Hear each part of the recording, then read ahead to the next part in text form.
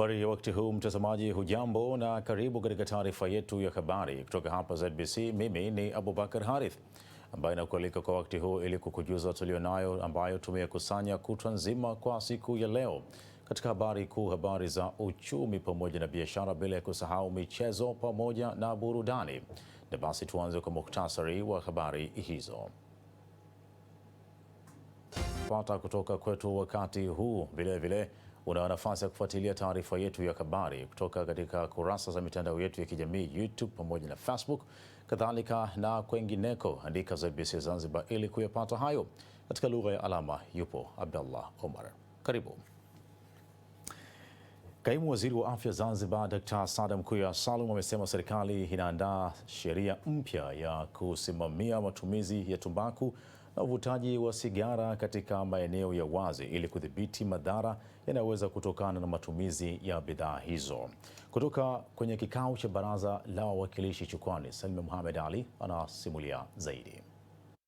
Lilikuwa ni swali la nyongeza la Mheshimiwa Jaco Hashim Ayubu akitaka kujua kuhusu usimamizi wa sheria ya uvutaji wa sigara hadharani. Kuna sheria hii ya afya jamii ya namba 11/2012 kuvuta sigara katika jamii. Nafikiri tutakubaliana sheria hii haifanyi kazi kama maeneo ya sokoni, maeneo ya public. Imekamata watu wangapi na inafanya kazi vipi? Samahani Mheshimiwa Waziri, hiyo ni sheria gani? Unatoka katika sheria gani? Afya ya jamii namba 11 ya mwaka 2012 tulipitisha hapo kwa baraza. Kuvuta sigareti katika public, maeneo ya wazi, sokoni, madukani hairuhusu. Kaimu Waziri wa Afya Dr. Saada Mkuya Salum anatoa majibu ya serikali akiweka wazi kwamba sheria mpya matumizi ya tumbaku na uvutaji wa sigara kwenye maeneo ya umma inakuja. Swala la usimamizi wa tumbaku ikiwemo uvutaji wa sigara katika maeneo hususan ya public ni swala kubwa na linahitaji usimamizi madhubuti wa kisheria. Kwa hiyo nataka nimhakikishie Mheshimiwa mjumbe pamoja na baraza lako Mheshimiwa mwenyekiti kwamba tutatunga sheria mpya ambayo itakuwa mahsusi kwa ajili ya kusimamia jambo hili. Ugonjwa wa saratani unaongezeka hapa Zanzibar. Sasa serikali ina mkakati gani kuudhibiti? Hili ni swala la mwakilishi wa jimbo la Chake Chake Mheshimiwa Abdul Wahab Said Abubakar, na Kaimu Waziri wa Afya Dr. Saada Mkuya Salum anaweka wazi mikakati ya serikali. Mkakati wa kitaifa wa kudhibiti na kukabiliana na saratani unajumuisha afua zifuatazo. Kwanza, kujenga uelewa katika jamii kupitia vyombo vya habari, kutoa chanjo dhidi ya kukinga virusi vinavyohusishwa na saratani hususan ya shingo ya kizazi na saratani ya ini, kufanya ugunduzi wa mapema kupitia huduma za mkoba yani outreach programs, na kambi za uchunguzi kwa kushirikiana na taasisi mbalimbali, pamoja na kuanzisha matibabu stahiki kwa wagonjwa walioibuliwa, na vile kuanzisha na kusimamia utekelezaji wa sheria ya matumizi ya tumbaku. Jibu B, Mheshimiwa Mwenyekiti, Zanzibar ina madaktari 12 bingwa wa saratani. Hata hivyo, Dr. Saada Mkuya anakiri kuwa ugonjwa wa kansa umeongezeka Zanzibar, akianika takwimu hizi kwamba toka mwaka 2016 hadi 2024 wagonjwa wapatao 2500 wamegundulika kuwa na saratani mbalimbali hapa Zanzibar, kwa wale waliopimwa tu. Saratani ambayo inaongoza ni saratani ya matiti hususan kwa upande wa wanawake, na kwa upande wa wanaume ni saratani ya tezi dume yani protest. Kwa hiyo hilo pamoja na mengine, na tunaona vile kuna ongezeko la saratani kwa upande wa watoto. Salma Mohamed Ali, ZBC. Kwingineko, katika taarifa zetu, wananchi wamesisitizwa kuacha kulitumia bwawa la Mwanakwerekwe kama eneo la kutupa taka na badala yake wafuate utaratibu uliowekwa na mamlaka husika. Mkurugenzi wa mamlaka ya usimamizi wa mazingira hapa Zanzibar ZEMA, Sheha Mjaja Juma, amesema serikali inaendelea na mkakati ya kubadilisha matumizi bwawa hilo la Mwanakwerekwe ili kuweka eneo hilo katika haiba nzuri kutokana na uchafuzi wa mazingira unaoshuhudiwa hivi sasa. Mwandishi wetu Nadhra Abdallah amefanya mazungumzo na mkurugenzi huyo na kutaka kufahamu nani ana dhamana ya kulinda bwawa hilo. Bwawa hili lakini vyema kufahamu kuwa bwawa hili chimbuko lake ni uchimbaji wa mchanga katika eneo hili ambao ulikuwa ni uchimbaji halali uliofanywa kisheria na kitaratibu zote za serikali, na lilianzia toka kwenye soko kule, lakini soko ambayo kuna maeneo ambayo yamefikiwa kutupia taka. Unafahamu kwa katika kipindi fulani taka zote za maeneo ya mjini zilikuwa zinatupwa katika eneo la bwawa hili. Kwa maana hiyo limesaidia katika kufukia na kupatikana eneo ambalo limeweza kujengwa soko kama tunavyoliona pale, na kwa mujibu wa taratibu zilizopo, hii ni sawa na open space, na open space kwa kisheria zinakuwa chini ya usimamizi wa mamlaka husika, serikali za mitaa. Kwa maana hiyo kwa hapa, kwa sababu liko katika manispaa ya Magharibi, kwa hivyo mhusika wa usimamizi wa eneo hili maanake ni manispaa ya Magharibi. Pia tunataka kufahamu kwa nini wakati wote bwawa hili linakuwa chafu, mkurugenzi? Kama tumeona pale kwa manispaa Magharibi imeweka ilani ya tangazo ambalo linasema si ruhusa kutupa taka katika eneo hili, na kwa maana hiyo watu ambao wanahusika kutupa taka katika eneo hili ni wananchi wenyewe, na ndio maana wamekatazwa kutupa taka katika eneo hili. Kwa hivyo naomba pia nichukue nafasi hii kwa kusisitiza katazo lile kwa wananchi, tuache tabia ya kutupa taka katika bwawa hili, na kwa sababu sehemu za kutupia taka zimewekwa, tufuate utaratibu uliowekwa. Manispaa ya Magharibi B inajitahidi sana, imeweka maeneo ya kuweza kutupa taka. Kwa hivyo hizo taka zetu tuzipeleke katika maeneo haya na tusilete hapa, kwa sababu tukifanya hivyo leta hapa, maanake tunaendeleza uharibifu wa mazingira katika bwawa hili. Mkurugenzi, pia tunahitaji kufahamu mpango wenu sasa wa serikali ni upi?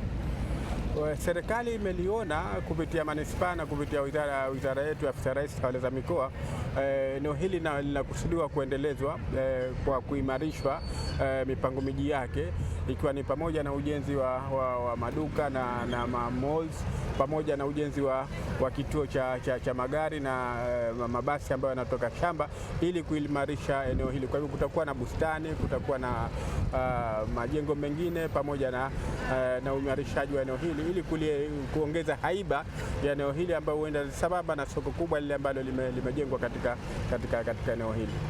Tuangalie pia, mkurugenzi, kuna eneo la uchimbaji wa mchanga Bungi ambao sio rasmi. Hebu tufafanulie, kuna kibali chochote ambacho kimetoka katika eneo lile? Jana nilipokuwa katika ZBC TV niliulizwa swala hilo, na nilisema kwa uharibifu wa mazingira unatokana zaidi na uchimbaji huu wa mchanga na mali asili nyingine zisizorejesheka, na unafanywa kihalali na wengine ambao sio kihalali. Ambao ule unafanywa kihalali unakuwa unadhibitiwa, kwa sababu baadaye maeneo yanaendelezwa. Lakini eneo la Bungi maanake limechimbwa mchanga kinyume na utaratibu, si halali, na ndio maana serikali inafanya juhudi mbalimbali ili kuweza kudhibiti katika eneo lile, pamoja na kuendeleza eneo lile ili lisiweze kuendelea zaidi kuharibika kimazingira. Naam, asante sana Nadhir Abdallah kwa taarifa hiyo na mahojiano hayo. Waziri wa Nchi, Ofisi ya Rais, Mipango na Uwekezaji, Profesa Kitila Mkumbo amesema kiwanda kipya cha sukari Kilombero kinachojengwa kwa gharama ya shilingi bilioni 700 kinategemea kukuza uchumi kufikia dola trilioni 1. Cleophas Flavian kutoka mkoani Kilombero anaarifu zaidi. Akizungumza mara baada ya kufanya ziara ya kukagua maendeleo ya ujenzi wa kiwanda cha sukari Kilombero K4, Profesa Kitila Mkumbo amesema kiwanda hicho ni kikubwa kwa nchi za Afrika ya Mashariki na Kusini mwa Afrika. Lengo letu na lengo la Mheshimiwa Rais ambaye ametupa mwongozo, anataka kuona nchi hii ina industrialize, kwa maana ya kwamba tunatengeneza viwanda, na kiwanda hiki ni kikubwa. Kiwanda hiki ndio kikubwa kwa sasa, ndio kiwanda kikubwa hapa Afrika Mashariki na Kusini mwa Afrika. Kipo hapa Tanzania kuzalisha sukari cha kisasa kabisa. Utakikuta Afrika Kusini, utakikuta Nigeria, utakikuta Egypt wala Morocco. Unakikuta katika nchi inaitwa Jamhuri ya Muungano wa Tanzania. Kwa malengo yetu na malengo ya Mheshimiwa Rais na ndoto zake zinatimia katika swala zima la viwanda, swala la ajira, swala la kuvutia mitaji. Kwa hivyo lengo letu la kukuza uchumi kuelekea mwaka 2050 kuelekea trilioni $1 ni wazi kwamba linaenda kutekelezwa vizuri, kwa sababu tayari hapa tunazungumzia dola za Kimarekani trilioni 277. Aidha, amesema uwekezaji huo utaweza kuzalisha sukari maradufu na kuisaidia Tanzania kujitosheleza katika uhitaji wa sukari pamoja na kuongeza ajira kwa vijana, huku mkurugenzi mtendaji wa kiwanda cha sukari Kilombero Guy Williams akieleza namna walivyofanya kazi mpaka kufikia hatua hii pamoja na namna kitakavyowasaidia wakulima katika uzalishaji wa miwa. Uwekezaji huu wa bilioni 700 umekamilika na kiwanda tayari kinaenda kuanza kazi. Kwa uwekezaji huu kampuni hii ya Kilombero itaweza sasa kuzalisha sukari mara mbili. Walikuwa wanazalisha kwa maelezo ya DG hapa tani 130, wanakwenda mpaka tani 260. Na kwa uwekezaji huu ni kwamba Tanzania inaanza rasmi kujitosheleza katika uzalishaji wa sukari. Kwa mambo makubwa mawili hapa. La kwanza ni kwamba uwekezaji ambao tumeusajili tumeuona kweli mkubwa unaendelea, shilingi za Kitanzania bilioni 700. It's taken us 7 years to get to where we are today. And it's not just the Kilombero team. We've worked with government, we worked with the DC, we worked with MPs, we worked with the growers, we worked with the council leaders and the villages around us to make sure that the local farming community is benefiting from this project. Because 60% of the sugarcane for this factory will be grown by our local farmers, the other 40% by our own sugarcane estate. But at the end of the day, what makes me proud, Waziri, is this is sugar made in Tanzania for Tanzanians. Yeah. Kwa upande wake mkurugenzi mkuu wa bodi ya sukari Tanzania Profesa Kenneth Bengesi anaeleza ndoto ya serikali katika kuondoa changamoto ya uagizaji wa sukari kutoka nje ya nchi. Kwao ukiangalia Mheshimiwa Dr. Samia Suluhu Hassan, rais wetu, alipokuja kuzindua kiwanda hiki, alisema kwamba hii ni ndoto ambayo anatarajia itimie, na tunaona kwa macho yetu kwamba imetimia. Kwa hiyo tunapoongelea swala la upungufu wa sukari, kama Mheshimiwa Waziri Kitila Mkumbo, waziri wa uwekezaji, alivyosema, hili ndo jawabu, na tutegemei mwaka ujao kuwa na uagizaji wa sukari kutoka nje, kwa sababu kitakapoanza uzalishaji wake kinakwenda kufunga lile pengo ambalo tulikuwa nalo. Kikianza kufanya kazi mwezi wa 6 mwaka huu, zile changamoto zote za wakulima katika eneo zitapungua na tutakuwa na upungufu wa miwa kufika mwezi wa 12 kama hatutaongeza uzalishaji. Kwa ni kushukuru kwa jinsi ambavyo umepokea zile kero za Mheshimiwa mbunge, kero za Mheshimiwa madiwani, kero za AMCOS ambazo zipo, nikupongeza kujionea hali halisi. Cleophas Flavian, ZBC, Kilombero, Morogoro. Asante sana kwa taarifa hiyo Cleophas. Na sasa turejee tena hapa visiwani Zanzibar, ambapo naibu waziri wa mambo ya ndani ya Tanzania Mheshimiwa Ayub Mohamed Mahamud amefanya ziara ya kukagua miradi mbalimbali ndani ya wilaya ya Magharibi B, ikiwemo ujenzi wa vituo vya polisi. Ashraf Kifaranga anafafanua zaidi katika taarifa ifuatayo. Akizungumza katika ziara hiyo, Mheshimiwa Ayub amesema mpango wa serikali ni kuimarisha sekta ya ulinzi kwa kujenga miundombinu ikiwemo vituo vya polisi vya kisasa, ambapo mahitaji ya sasa ni vituo 3900 nchi nzima. Tumewiwa kufanya utafiti au uchunguzi wa kina kuona ni kwa namna gani shughuli za usalama tutazifikisha kwa wananchi. Kwa tumeweka hatua mbili. Hatua ya kwanza, tumehakikisha kwamba tunafikisha askari wa wadi au askari wa kata kwa kule bara na askari wa shehia kwa hapa Zanzibar, ili angalau kuwe na uwepo wa jeshi la polisi katika maeneo ya wananchi. Aidha, Mheshimiwa naibu waziri amesema mpango wa sasa wa serikali ni kujenga vituo vya polisi zaidi ya 600 kwa awamu ya kwanza katika maeneo mbalimbali Tanzania. Kwa wakati wa sasa, tukiwa kwenye hatua za mpito, tuna uhitaji wa zaidi ya vituo vya polisi 3900 nchi nzima. Hatua tuliyoifanya kwa sasa ni kuhakikisha kwamba katika uhitaji huu tuende maeneo ya kipaumbele.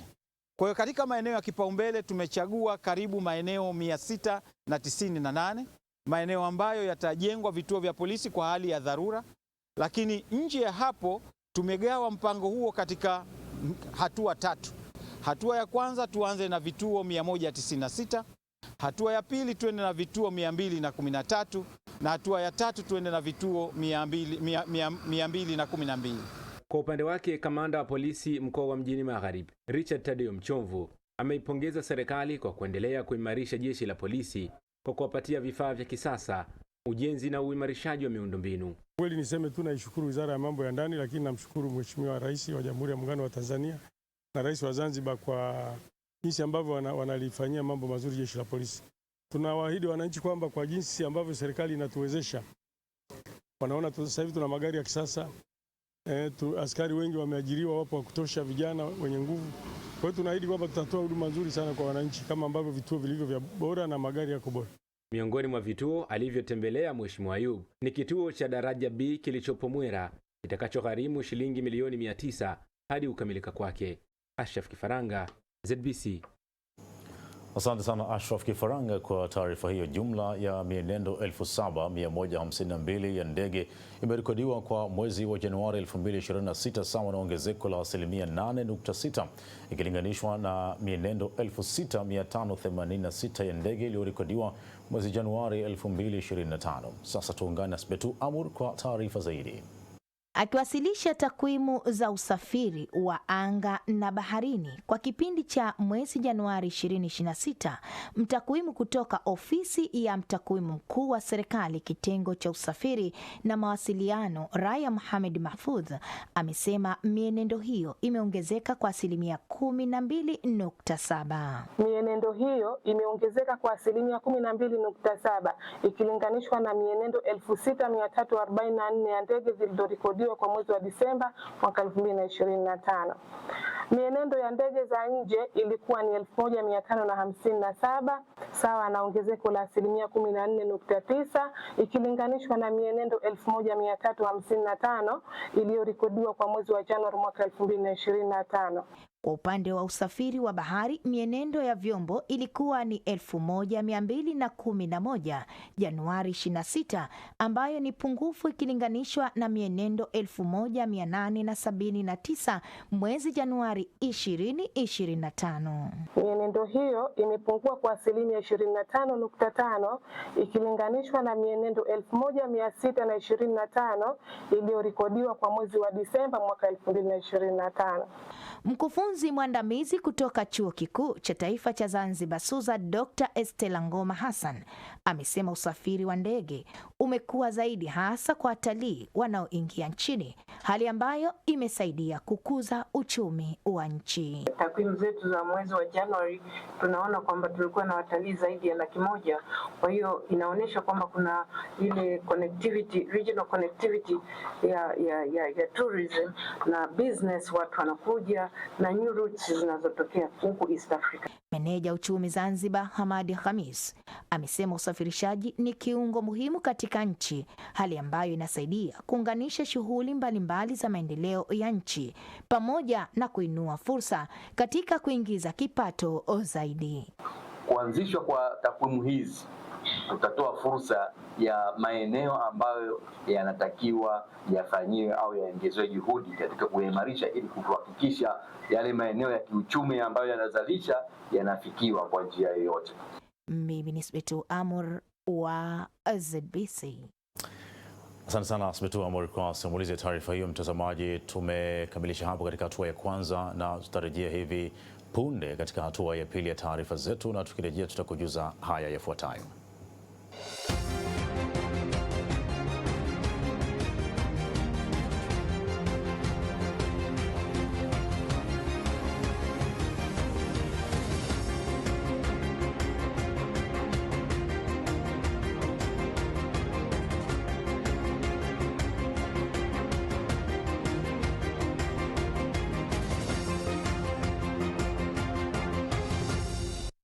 Karibu tena mtazamaji katika mwendelezo wa taarifa yetu ya habari kutoka hapa ZBC. Mimi ni Abubakar Harith.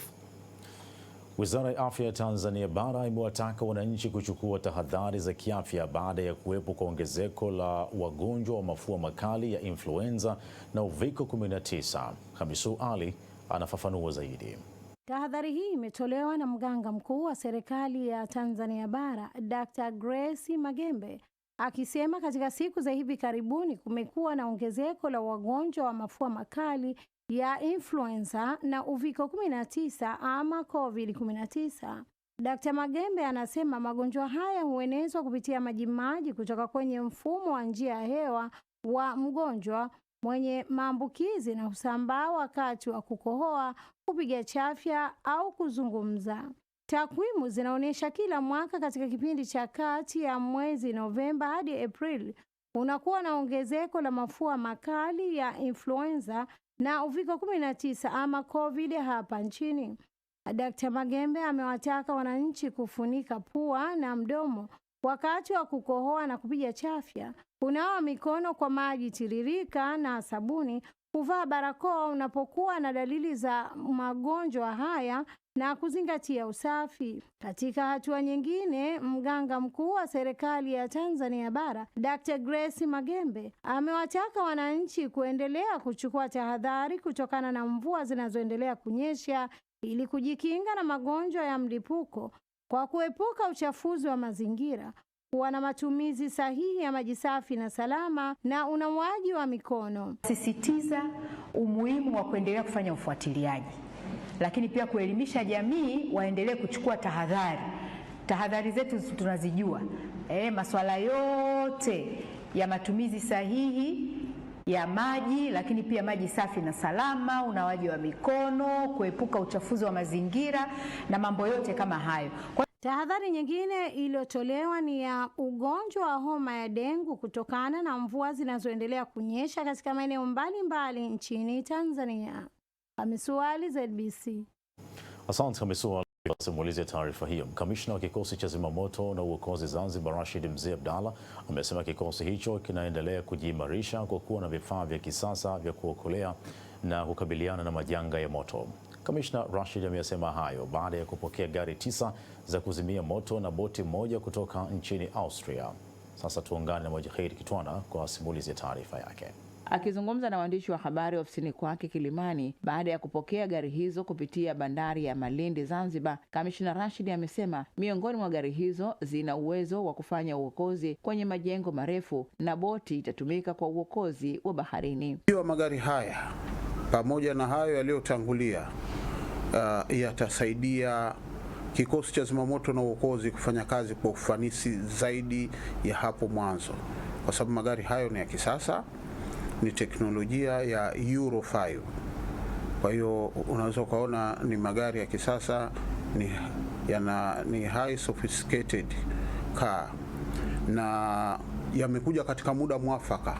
Yamekuja katika muda ambao Serikali ya Mapinduzi ya Zanzibar imekiwezesha kikosi cha zimamoto na uokozi kujenga vituo kadhaa kwa kila wilaya. Sasa hivi tuna vituo vya kutosha, kwa vile tuna vituo vya kutosha lakini havikuwa na magari. Kamishna huyo wa kikosi cha zimamoto na uokozi amewataka wananchi kutoa ushirikiano kwa kikosi hicho na kuripoti matukio ya ajali za moto kwa wakati zinapotokea ili kuepuka maafa makubwa. Kubwa tu zaidi, tunaomba wananchi inapotokea dharura yoyote, iwe ya moto, iwe majanga yoyote, basi wasisahau kutupigia 114. Hiyo ndo namba yetu ya dharura ambayo ukipiga tu basi nasi tunafika kwa wakati. Mwajahiri Kitwana, ZBC.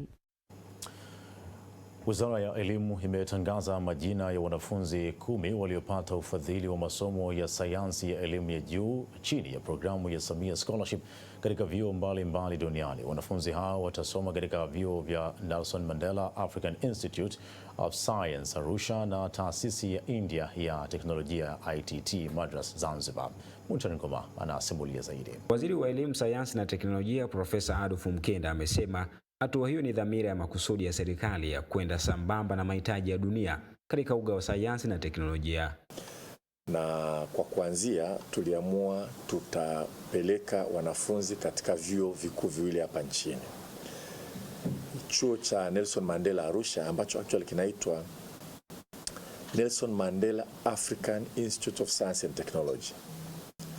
Na wengine tutapeleka kwenye kampasi ya Indian Institute of Technology, kampasi yake iko pale Zanzibar. Tuliamua kwamba tutakuwa tunawapeleka kule kwa sababu hivi vyuo vyote vimejipambanua katika masuala ya sayansi. Kwa leo napenda tukutangaza, wala majina hatutangaika kuyasoma, lakini kutangaza kwamba ufadhili wa wanafunzi 10 umetolewa tayari. Na wanafunzi hao wamesharipoti pale Nelson Mandela. Na juzi waziri mkuu aliwaona na alipiga nao picha. Wameanza masomo yao ya masters. na awamu ya pili tutapeleka tena wengine kule kampasi ya Zanzibar. Tutapeleka 10 vile vile kwa ajili ya kusoma mambo haya ya data science, akili unde na kadhalika. Waziri Mkenda anasema ufadhili huo unazingatia ubora kutoka sekta binafsi na skuli za serikali. Ukweli uko hivi, kama tunataka kupata walio bora sana, tusijali anatoka wapi. Akitoka shule ambayo ni private nzuri, bado ni Mtanzania, kwa sababu tukimsomesha yule atasaidia sana nchi yetu. Akitoka shule ambayo ni ya kata na kadhalika, tutafurahi zaidi, kwa sababu inatoa fursa kwa wananchi wa kawaida. Wewe ukienda kutibiwa hospitali, utataka tu daktari bora, si ndio? Makamu mkuu wa chuo cha Nelson Mandela African Institute of Science and Technology, Profesa Maulilio Kipanyula, anasema chuo hicho kimejikita katika ujuzi wa vitendo kabla ya nadharia. Na kwa upande wa hawa masters, utaratibu umewekwa. Kila mwalimu anayefundisha atakuwa na mtu kutoka kwenye industry. Tumefanya hiyo pairing ya local staff na practitioners. Mkurugenzi mkuu wa Tume ya Taifa ya Sayansi na Teknolojia, Dr. Amos Nungu, anasema programu ya Samia Scholarship inatoa fursa ya kutizama maeneo muhimu yanayopaswa kuwekezwa katika sayansi. Na sisi COSTECH kama waratibu wa masuala ya sayansi na ubunifu nchini tunajivunia programu hii, kwa maana ya kwamba wizara kutuamini kutupa nafasi ya kuiratibu. Kwanza ni mandate yetu, lakini pili inatusaidia kuona ile picha kubwa katika nchi kwa jumla yake. Kwa hata pale tunapojaribu kushauri kuhusiana na kwamba maeneo gani tuwekeze kwa ajili ya wataalamu aina gani, tunaona uwezekano upo. Untari Ngoma, ZBC, Dodoma. Untari Ngoma, ZBC. Tukitoka kwa Muntari Ngoma kutoka Dodoma, sasa twende pale Dar es Salaam ambapo tunaukamilishia katika habari kuu. Mamlaka ya maji safi na usafi wa mazingira Dar es Salaam DAWASA imesema huduma ya maji imerejea kama kawaida katika baadhi ya maeneo ya mikoa ya Pwani na Dar es Salaam baada ya kutokea kwa hitilafu ya umeme Februari 21 mwaka huu katika mtambo wa maji wa Ruvu Juu Pwani. Bernard Mbona kutoka Dar es Salaam anatuarifu zaidi. Ameelezwa na mkuu wa kitengo cha mawasiliano DAWASA Bi Evarist Nyiriara wakati alipofanya ziara ya ukagua hali ya upatikanaji wa huduma ya maji katika baadhi ya maeneo ya mkoa wa Pwani na Dar es Salaam mara baada ya kukamilika kwa marekebisho ya miundombinu ya umeme yaliyofanyika kwa zaidi ya saa 16. Evarist amesema hali hiyo ilisababisha ukosefu wa maji katika baadhi ya maeneo ya mkoa wa Pwani na Dar es Salaam, kwani asilimia 37 ya wakazi wa maeneo hayo wanufaika na maji ya mtambo wa Ruvu Juu. Kazi ile ilichukua muda mrefu na ilisababisha maeneo mengi kukosa huduma ya maji, ukianzia maeneo ya Kibaha, Ubungo, Kimara, Tabata, Pugu mpaka eneo la Kisarawe. Kwa hiyo ni wananchi wengi ambao wanahudumiwa na mtambo ule, kwa sababu mtambo wa Ruvu Juu unahudumia asilimia 37 ya wakazi wa jiji la Dar es Salaam na Pwani. Kwa hiyo tuombe radhi kwa hilo na tuliwapa wananchi taarifa, na kazi imekamilika jana saa 6 usiku, na baada ya hapo tumeruhusu huduma ya maji na uzalishaji wa maji uendelee kwa wananchi. Kwa hiyo tunavyoongea mpaka sasa tumepita mtaani kuangalia maeneo ambayo huduma imeshaanza kurejea, na nawahakikishia wananchi kwamba tunaendelea kufuatilia. Tuko mtaani, watumishi wa DAWASA na mafundi wa DAWASA watakuwa mtaani kufuatilia uimarikaji wa huduma katika maeneo hayo. Hapa napoongea tayari mtambo umewaka na sisi tunaanza shughuli yetu ya uzalishaji maji kwenye mitambo yetu kwa ajili ya kuanza kusukuma kwa wananchi. Swada Kisilao ni afisa mtendaji kata Kiluvya jijini Dar es Salaam, ambapo amesema hali ya upatikanaji wa maji katika kata hiyo kwa sasa imeimarika tofauti na hapo awali. Lakini tunashukuru Mungu, kuanzia usiku wa jana kuamkia leo huduma imerejea na wananchi wanaendelea kupata huduma ya maji katika kata hii ya Kiluvya. Hivyo tunaishukuru DAWASA kwa kujali wananchi wetu na kuwapa huduma ya maji, na mpaka sasa wananchi wanapata huduma hii ya maji katika kata ya Kiluvya. Kwa upande wao, baadhi ya wakazi wa manispaa ya Ubungo jijini Dar es Salaam walikuwa na haya ya kusema. Maji yalikatika muda wa siku 2, lakini hapakuwa na shida sana. Tumepewa taarifa kwamba maji yanakatika na kweli tukahifadhi maji kiasi, kwa sababu tunajua hayachelewi. Siku moja, siku ya pili maji yanatoka. Nafikia si asilimia kwa tunadai kwamba mambo ya mifumo, pengine kwamba ni mifumo, kwamba labda kuna wakati maji yanaachiliwa labda maeneo fulani, kwamba pengine wakati mwingine wanachapa kwetu. Kwa hiyo kikatika tunasema ni hali ya kawaida, tunasubiri mpaka yatoke tena ndio tuendelee na utaratibu wa kuyatumia. Chabani, ZBC, Dar es Salaam. Naam. Tumekamilisha katika habari kuu ambayo ilikuwa ni habari ya Bernard Monda, imesimuliwa na Juma Shabani kutoka Dar es Salaam. Muda mfupi ujao itakuwa ni wakati wa habari za uchumi pamoja na biashara. Ali Mwaita yupo tayari hapa studio ili kukujuza taarifa hizo muhimu kwa siku hii ya leo. Kaa tayari. Habari za uchumi pamoja na biashara usiku huu. Ali Mwaita, habari ya usiku? Njema kabisa, sijui kwa upande wako. Tuko vizuri sana, mambo ni mazuri sana. Sijui leo umetuletea nini katika upande wa uchumi pamoja na biashara? Kuna mengi, lakini kubwa kuliko yote ni kuhusiana na wananchi. Sisi ndio ambao tunapaswa kulipa kodi kwa maslahi ya taifa hili. Sahihi. Lakini linapokuja swala la kutoa maoni kwa ajili ya kuweka mifumo mizuri ya kodi, tusisite kutoa maoni yetu ili aweze kusaidia kwenye mifumo ya ukusanyaji wa mapato, na tusilalamike kama hatukutoa maoni. Karibu sana. Asante. Mtazamaji wa shirika la utangazaji Zanzibar ZBC, karibu katika habari za biashara na uchumi. Jina langu ni Ali Mwaita. Moja kwa moja tuzianze taarifa zetu, ambapo waziri wa fedha Balozi Khamis Musa Omar amewataka Watanzania kutambua kuwa jukumu la kukusanya mapato ni la Watanzania wote, hivyo ni lazima kushiriki, kutoa maoni na ushauri mbalimbali ili kuwa na mifumo mizuri ya ukusanyaji wa mapato kwa manufaa ya taifa. Taarifa ya Bernard Monda inasomwa studio.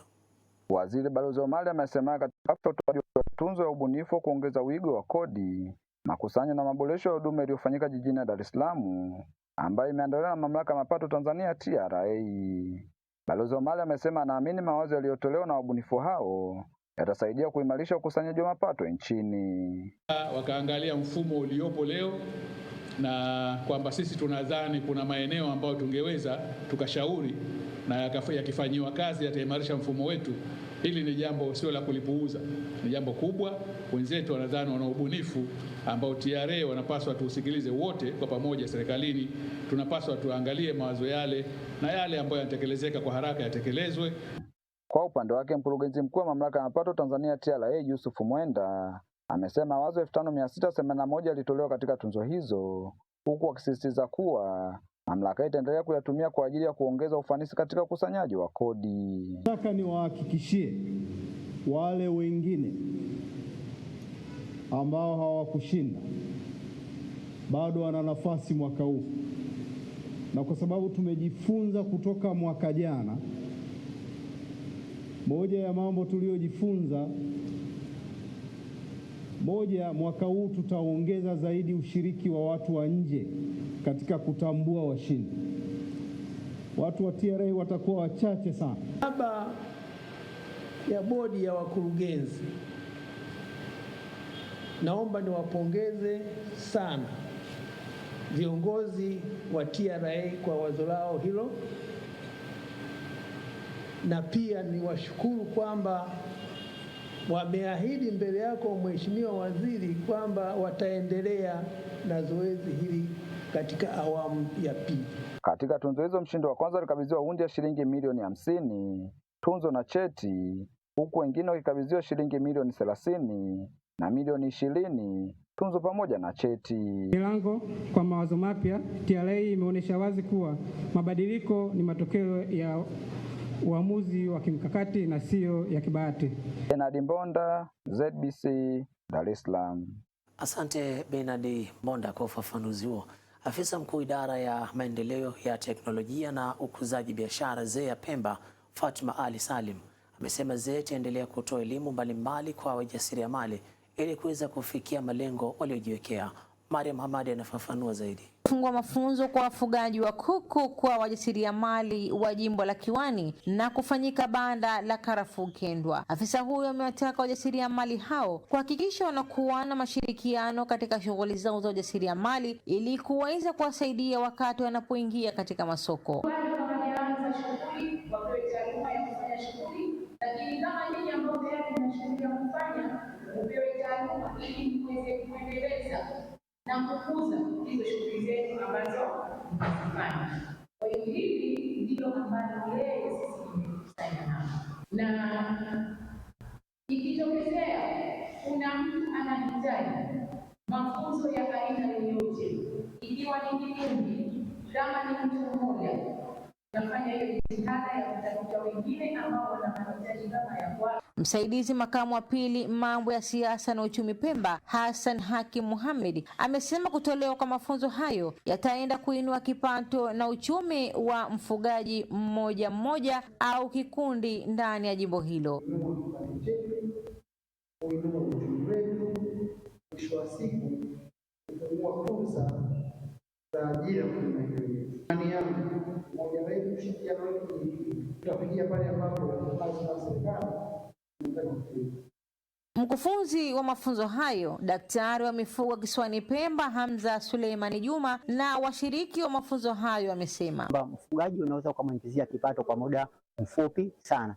Yaani anajenga banda, kuku wako ndani, anawalisha, lakini na vile vile wanatoka nje. Kwa hivyo anawaposha wakiwa ndani, lakini wanapata kujichumia wakiwa nje. Kwa sababu nimefahamu kwamba lazima nitumie chakula ile pale. Tuna changamoto kubwa ya wizi kiasi ambacho sasa hivi tumekuwa tunahama mitaani kwenda sehemu za maporini kwa ajili ya ufugaji kwa kukwepa hili tatizo la wizi. Kutoka Pemba, Mariam Hamadi. Shukran Mariam Hamadi. Na sasa tuelekee jiji la biashara ambapo mamlaka ya maendeleo ya biashara Tanzania TanTrade imeendelea kutoa mafunzo maalum kwa wadau na wamiliki wa viwanda nchini yanayolenga kuhamasisha matumizi ya nembo ya Made in Tanzania. Sauda Abdallah anafafanua zaidi. Akizungumza na wadau wa mkutano huo jijini Dar es Salaam, mkurugenzi wa usimamizi wa biashara wa TanTrade Lulu Mkude amesisitiza umuhimu wa kujisajili katika nembo hiyo ili kupata fursa ya kutambulisha na kuzitangaza bidhaa zinazozalishwa nchini katika masoko ya ndani na nje. Dunia ya leo yenye ushindani mkubwa wa kibiashara, utambulisho na ubora wa bidhaa ni silaha muhimu ya mafanikio ya nchi. Rajamu hii ya Made in Tanzania ni nyenzo ya kimkakati ya kulinda na kukuza soko la bidhaa zetu, lakini pia kujenga imani na uaminifu kwa walaji, kuongeza ushindani katika soko la ndani na nje ya nchi, pamoja na kufungua fursa za masoko ya kikanda na kimataifa. Naye meneja wa kujenga uwezo na huduma za ushauri kutoka TanTrade, Boniface Mrema, amezitaja fursa mbalimbali zinazopatikana endapo bidhaa hizo zikiwa zimesajiliwa na nembo ya taifa. Nembo ya taifa inawezesha kwa wao kupata masoko ya nje na masoko ya kikanda baada ya kusajili. Kuna fursa za masoko katika soko la Afrika, kuna fursa za masoko katika soko la AGOA na kuna fursa za masoko katika soko la East Africa. Kwa hiyo tunawaelimisha wadau waboreshe bidhaa zao zifikie viwango, wapate nembo ya ubora, waweze kupata hizo fursa za masoko. Kwa upande wake, mshiriki wa mkutano huo Damiano Semufali amesema bidhaa zinazozalishwa nchini zinahitaji kufahamika ndani na nje, hivyo kuwepo kwa nembo hiyo itasaidia kutambulishwa kwa bidhaa hizo kimataifa. Bidhaa zinazozalishwa nchini Tanzania zinahitaji kwanza kufahamika kimataifa. Lakini pia kama mnavyofahamu kuna bidhaa nyingi ambazo pia zinaingia hapa nchini. Lakini sisi nasi tuna nafasi pia ya kupeleka bidhaa zetu huko nchini na kujinadi kisawasawa. Kwa hiyo dhumuni hasa la kushiriki hapa leo ni kufahamu ni kwa namna gani inaweza nikawa sehemu ya Watanzania ambao wanaweza kunadi hasa bidhaa za Kitanzania. Sauda Abdallah, ZBC, Dar es Salaam. Shukran Sauda Abdallah kwa ufafanuzi huo. Taarifa ya Sauda Abdallah inatupa nafasi ya kuangaza bei ya bidhaa leo hii sokoni, kama ambavyo tunajionea mtazamaji kwenye televisheni yako. Mchele wa Mbeya leo hii kilogramu 100 umeuzwa kwa shilingi 2,025,000, wakati mchele wa Mapembe kilogramu 50 ukiuzwa kwa shilingi 80,000 na sukari kilogramu 50 ikiuzwa kwa shilingi 1,115,000. Kadhalika kama ambavyo unajionea unga pamoja na maharage na bidhaa nyingine kwenye televisheni yako. Tuangaze kwenye upande wa viwango vya kubadili fedha, ambapo leo hii dola moja ya Marekani imenunuliwa kwa shilingi 2,557 na kuuzwa kwa shilingi 2,583, wakati paundi ya Uingereza imeuzwa kwa shilingi 3,485 na imenunuliwa kwa shilingi 3,450. Na kama ambavyo unajionea euro, yuan ya China pamoja na viwango vingine vya kubadili fedha kwa siku hii ya leo. Naweka nukta hivyo kwa siku ya leo kwenye upande wa habari za biashara na uchumi. Moja kwa moja ni kurejesha kwa Abubakar Harith kwa ajili ya kuendelea na taarifa yetu ya habari. Shukrani sana Ali Mwaita. Anajivunia sana kuwa sasa Tanzania kwenda na bidhaa ambazo zina alama ya ubora wa Tanzania. Hakika kazi ni kubwa sana. Nafikiri sasa biashara zitavuka mipaka na kufika kimataifa kwa urahisi sana. Ni jambo kama wewe ni mbunifu wa biashara, anza sasa. Hatua ndo hizo. Asante sana Ali Mwaita. Naam, ni Ali Mwaita ambaye ametupitisha vyema katika upande wa habari za uchumi pamoja na biashara. Muda mfupi ujao, Wasila Nasor atakuwa hapa ili kukujuza katika upande wa habari za michezo pamoja na burudani. Atakuwa na mengi sana. Karibu. Naam, wakati umewadia sasa wa habari za michezo pamoja na burudani. Kama nilivyokujuza, Wasila Nasor yupo tayari kwa kazi hiyo, na sasa tumpe nafasi basi tusikie kutoka kwake. The Sports Lady. Mambo vipi? Poa kabisa. Umesalimika? Tunakwenda vizuri na mfungo wa Ramadhani, mambo yanakwenda vizuri. Siku nazo zinakatika ama zinayoyoma kweli kweli. Na muhogo bado upo mwingi sana. Pale. Kuna kitu gani leo kikubwa katika michezo? Kikubwa zaidi, Yanga wanaendelea na 5G yao, lakini mpaka hivi sasa mchezo ambao kati ya Dodoma Jiji dhidi ya Wekundu Msimbazi Simba ni 0-0. Kama Manchester United. Karibu. Mtazamaji, ni kukaribisha katika wasaa huu wa michezo na burudani. Mimi ni Wasila Nasor, na moja kwa moja kabisa tuanze taarifa zetu kwa hapa nyumbani visiwani Zanzibar. Mwakilishi wa jimbo la Magomeni Mahfoudh Abdallah Mohamed amechaguliwa kuwa mwenyekiti wa klabu ya michezo Baraza la Wawakilishi leo hii baada ya kupata kura 39 kati ya kura 72 zilizopigwa, akimshinda mwakilishi wa jimbo la Mwera Miayo Jumanunga. Tuangalie taarifa hiyo. Mkurugenzi wa shughuli za Baraza la Wawakilishi Othman Ali Haji ametaja matokeo ya nafasi mbalimbali zilizogombaniwa katika uchaguzi huo uliofanyika siku ya hii leo. Kura zote zilizopigwa zilikuwa ni 72. Kura moja imeharibika. Mheshimiwa Mihayo Juma Suleiman Nunga amepata kura 32. Mheshimiwa Mahfoudh Abdallah Mohamed amepata kura 39. Hivyo Mheshimiwa Mahfoudh Abdallah Mohamed amechaguliwa kuwa mwenyekiti wa klabu ya michezo ya Baraza la Wawakilishi Zanzibar. Kwa upande wa makamu mwenyekiti, nayo iligombaniwa na wagombea wawili. Kura zote zilizopigwa zilikuwa 72. Kura mbili zimeharibika. Mheshimiwa Abdallah Kamboto Abdallah amepata kura 26. Mheshimiwa Azza Januar Joseph amepata kura 44. Hivyo Mheshimiwa Azza Januar Joseph amechaguliwa kuwa makamu mwenyekiti wa klabu ya michezo ya Baraza la Wawakilishi. Kwa upande wa katibu, iligombaniwa na mgombea mmoja na kura zilizopigwa zilikuwa 72. Kura 4 zimeharibika. Kura zilizomkubali Mheshimiwa Juma Hassan Thabit ni kura 68, na hivyo Mheshimiwa Juma Hassan Thabit amechaguliwa kuwa katibu wa klabu ya michezo ya Baraza la Wawakilishi kwa kupata kura hizo 68.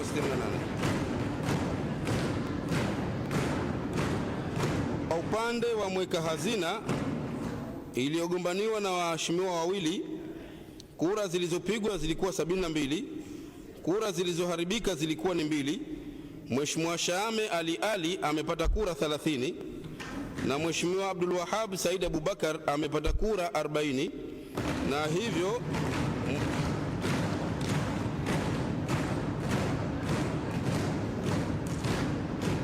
Mheshimiwa Abdul Wahab Said Abubakar amechaguliwa kuwa mweka hazina wa klabu ya michezo ya Baraza la Wawakilishi Zanzibar. Kwa hivyo, kwa kuwa kamati ya michezo ilitakiwa kuwa na wajumbe 5, Mheshimiwa Hassan Khamis Hafidh, Mheshimiwa Al Abdul Ghulam Hussein, Mheshimiwa Fatma Ramadhan Muhammad, Mheshimiwa Salma Musa Bilal pamoja na Mheshimiwa Salha Muhammad Mwinjuma ni wamechaguliwa kwa wajumbe wa kamati ya michezo ya klabu ya michezo ya Baraza la Wawakilishi la Zanzibar. Akitoa neno la shukrani baada ya kushinda nafasi hiyo ya mwenyekiti, Mheshimiwa Mahfoudh ameahidi kufanya kazi kwa kushirikiana kwa lengo la kuhakikisha klabu hiyo ya michezo ya Baraza la Wawakilishi inakuwa bora. Pamoja na wote wale ambao wameshinda na wale ambao kura hazikutosha, tuombe sana ushirikiano kwa wote wale ambao waliogombea na wale ambao pia hawakugombea. Tuende tukaendeshe jambo hili kwa pamoja kwa maslahi mapana ya baraza letu. Nafasi mbalimbali ziligombaniwa kwenye uchaguzi huo, ikiwemo mwenyekiti, makamu mwenyekiti, katibu, mshika fedha na wajumbe 5 wa kamati ya michezo. Michezo na burudani, Suleiman Saidi wa ZBC.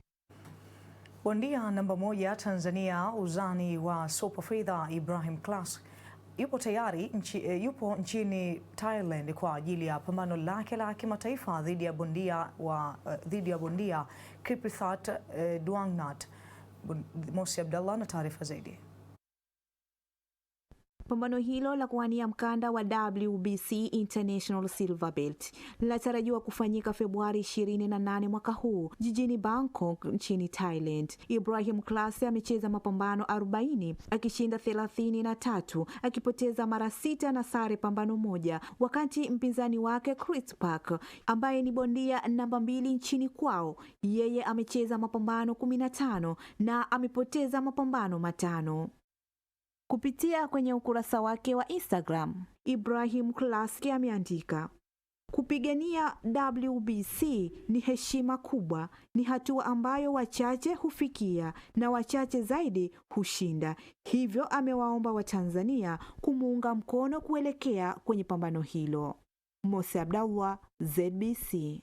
Asante sana Mosi Abdallah kwa taarifa kwa hiyo. Klabu ya Young Africans imefanikiwa kuibuka na ushindi mnono wa goli 5-0 leo hii dhidi ya JKT Tanzania katika uwanja wa KMC Complex. Magoli ya Yanga yamefungwa na Mohamed Hussein, Depu, Sheikhan na Mudathir Yahya na Prince Dube. Kwa sasa Yanga wanafikisha alama 28 kileleni baada ya kuteremka dimbani mara 10, na muda huu wekundu wa Msimbazi Simba wapo dimbani wakipepetana dhidi ya Dodoma Jiji, na wekundu wa Msimbazi Simba mchezo huu ambao unaendelea kwa hivi sasa ni 0-0. Tutazame taarifa nyingine. Ubunifu, kujituma, utayari na matumizi mazuri ya fursa katika sanaa kutupelekea maendeleo makubwa ya wasanii wa Zanzibar sambamba na kuingiza kipato cha nchi. Tuangalie taarifa hiyo kutoka kwa Suleiman Said.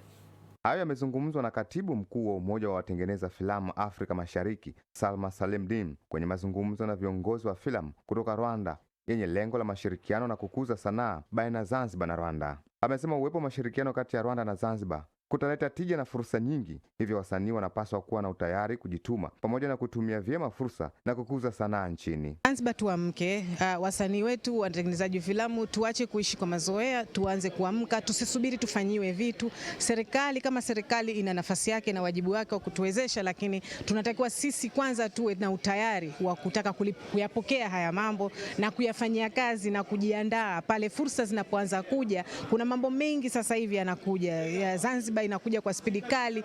Wizara tayari tuishatengenezwa ambayo imetengenezwa maalumu kwa kuweza kuwanufaisha wasanii Zanzibar.